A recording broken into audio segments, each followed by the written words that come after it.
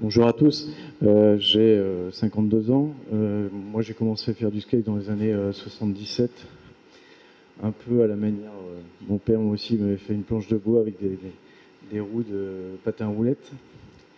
Et moi j'étais d'origine nantaise et on avait un skatepark qui se situait à La Roche-sur-Yon, qui est un ersatz d'un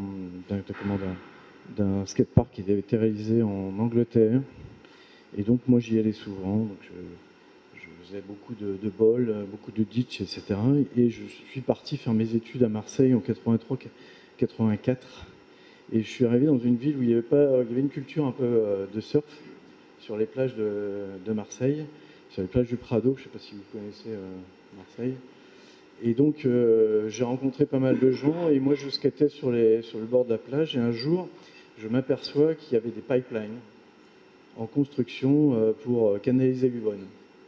Et donc, comme moi j'avais l'habitude de skater des poules, j'ai skaté à l'intérieur. Et donc, il y a toute une population qui est venue autour de moi faire du skate. Et on a petit à petit élaboré quelques banks, quelques structures.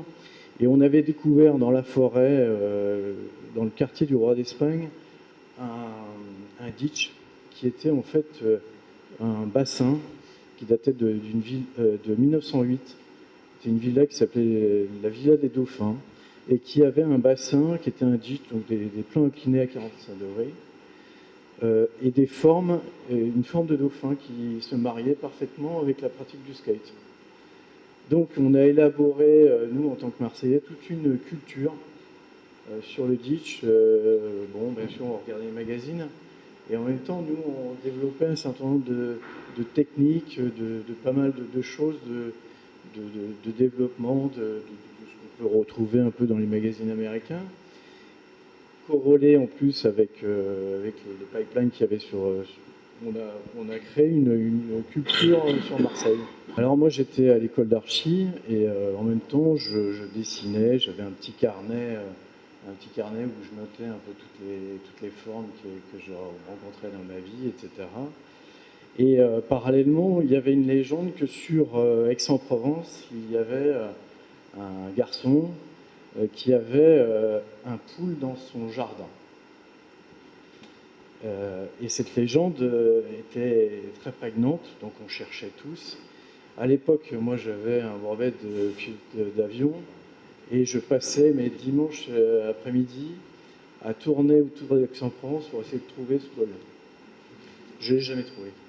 Par contre, à force de rencontrer du monde, j'ai rencontré quelqu'un qui faisait du freestyle, qui était Patrick Lozano, qui nous a mis en connexion.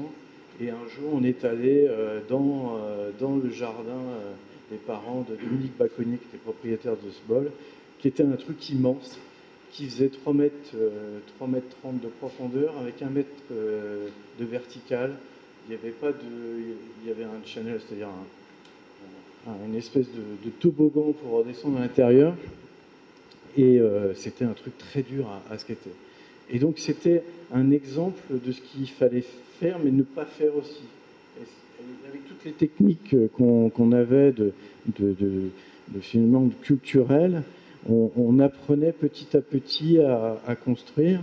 Et donc moi, en même temps, j'avais un prof de descriptif en mathématiques pour tout ce qui est de calcul de 3D, parce qu'à l'époque, on n'avait pas d'ordinateur qui pouvait développer ce genre de choses. Et on faisait des rabattements, donc on faisait des intersections cône-cylindre, etc. Et donc, vous pouvez retrouver un exemple typique dans le bol de Marseille, c'est l'intersection Thor avec un plan incliné qui s'appelle la raquette, qu'on retrouve un peu dans tous les thèmes des skateparks actuels. Et donc, moi, comme j'avais une passion de ça, on était une scène assez dynamique. Ma petite amie du moment travaillait dans un magasin de skate, je vendais du skate, je vendais des roues, tout était autour de ça.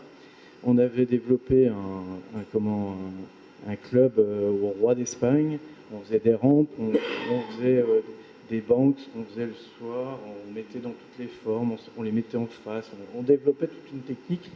Et un jour, j'ai pris mon courage à deux mains et je suis allé voir les espaces verts de la ville de Marseille. Et en disant les espaces verts, nous on n'a rien pour faire du skate, est-ce que vous pouvez nous aider?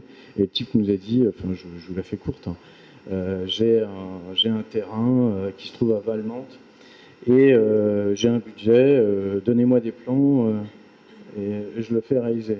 Donc ni une ni deux, je suis rentré dans ma chambre d'étudiant, j'ai dessiné un bol et je l'ai présenté le lendemain au type qui m'a dit ok, on le fait.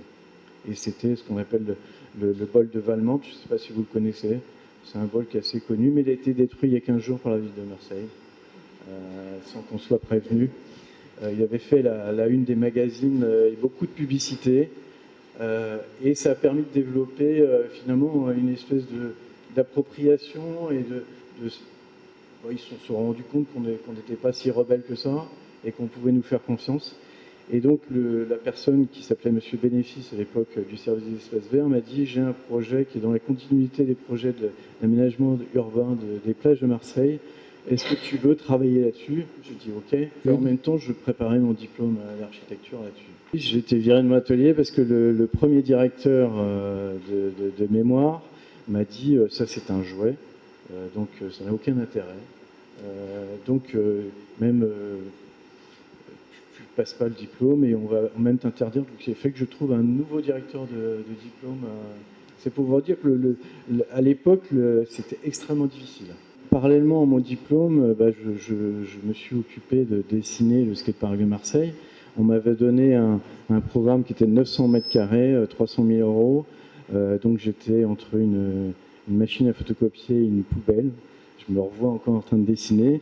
Et j'ai été extrêmement naïf sur le coup, parce qu'au bout de 15 jours, 3 semaines, j'avais déjà dessiné la chose, élaboré. Et donc le type m'a dit, bon bah c'est bon, tu peux partir. Par contre, lui, il m'a demandé de revenir vérifier et contrôler les travaux. Donc j'ai passé 6 mois de ma vie à venir presque tous les jours à vérifier ce qu'il en était. Comme disaient les ouvriers sur place, c'est quand même un objet à l'époque, en 1991, même s'il y a eu beaucoup de skateparks réalisés aux États-Unis, un peu partout, même s'il y avait une scène importante qui était au Brésil, c'était quand même un objet unique. En 1990, je ne sais pas si beaucoup de gens se souviennent, mais c'était pas vraiment à la mode. Hein, donc c'était un objet particulier.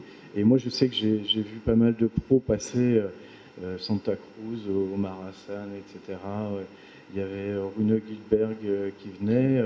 On montrait le projet, ils hallucinaient, quoi. Ils disaient mais qu'est-ce que c'est, qu'est-ce que ça vient faire au sud de la France?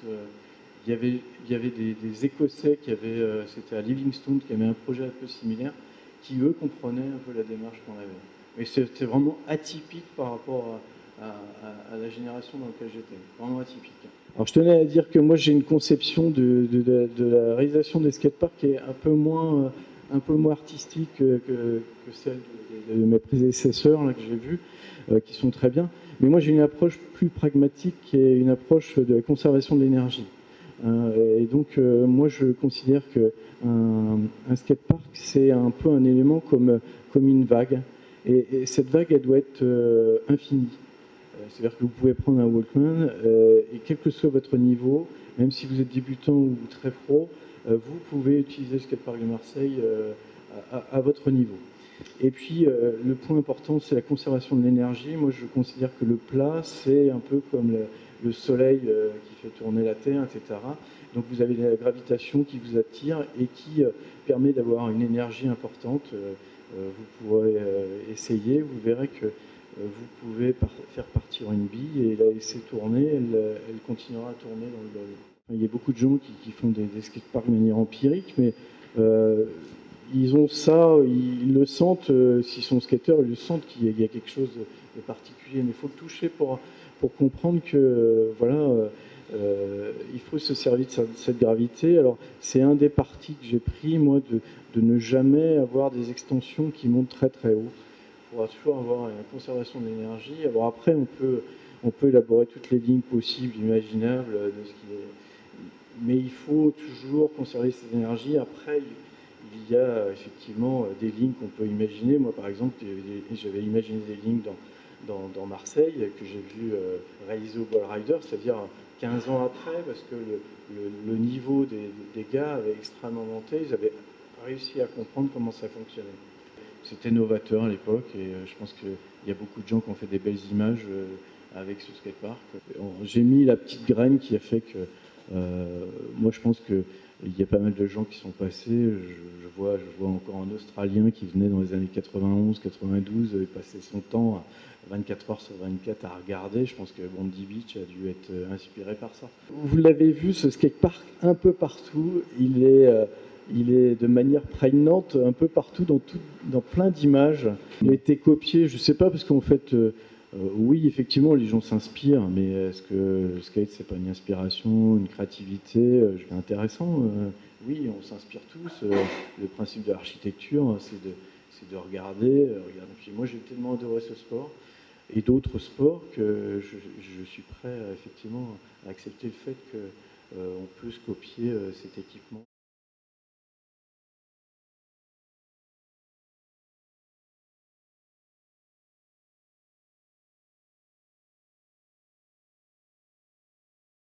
Marseille est une ville importante dans l'histoire du skate français. Il y a une scène qui s'est développée il y a plus de 20 ans. Il y a une réalisation qui a été faite par Jean-Pierre Collinet, architecte, skateur, en 1991 sur la plage du Prado. C'est donc le bol du Prado qui a marqué son temps, qui est toujours un ouvrage exceptionnel et sur lequel pendant des années il y a eu le Ball Rider, donc une grosse compétition internationale de vol.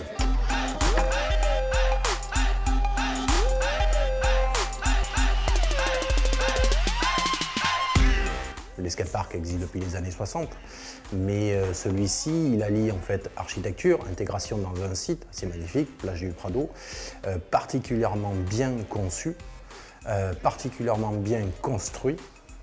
Et donc l'addition, la conjugaison de ces facteurs a fait qu'il a très vite eu une renommée internationale, parce que les Américains en 92 sont venus voir un petit peu le bol du Prado. Et donc ça a permis de franchir un cap dans la conception de bons skateparks.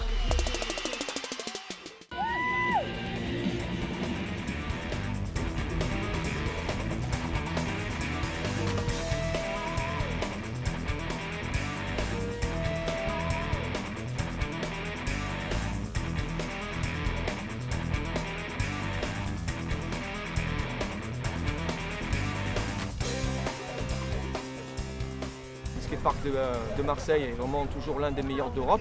Il a même été consacré dans certains jeux vidéo. Moi, en tant que rider, ça fait 10 ans que je fais du skate. Je me suis entraîné la plupart du temps ici même dans ce skatepark.